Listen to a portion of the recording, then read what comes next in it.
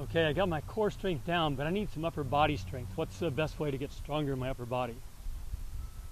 So what we want to look at is our exercises that help to strengthen throughout the chest, but also through the upper back. Is that gonna be like push-ups and things like that?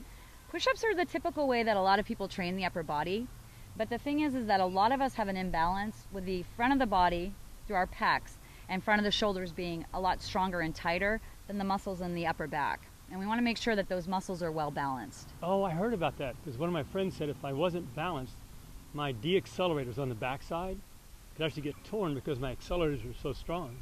Exactly. So we want to make sure that we've got good balance, not only in the length of the muscle fibers on the front of the body and the back, but also a good balance in the strength of those muscles.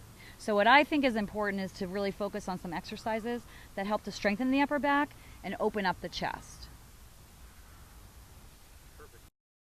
So Ken, a really good exercise for strengthening the back uses the resistance band. So again, we just have this anchored on a nice stable point.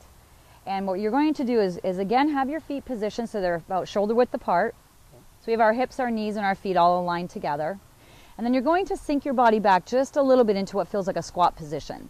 So your hips are going to come back just a little bit behind you. And you're going to, again, keep the body nice and stable. The core strong, engaged, and you're very aware of it. And then we're going to start with your arms fully extended in front of you. Okay, so we're going to keep those shoulder blades pulled down. What you're going to do is you're going to pull back, squeezing right in between the shoulder blades. So you're keeping the shoulder blades pulled down the back. You're pulling, keeping the arms in really close to the body. So that's perfect form, Ken. So what Ken's doing is he's not shrugging his shoulders. He's keeping the shoulders down, and he's pulling right here in the center of the back.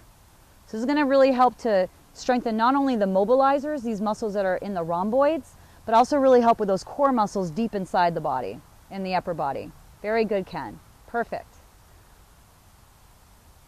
So another good exercise for strengthening the back is to work a little bit higher up, closer behind the shoulders. So what we're going to do now, Ken, is we're going to have your arms up a little bit higher than they were earlier, just so that we're working in the same plane along the shoulder joint.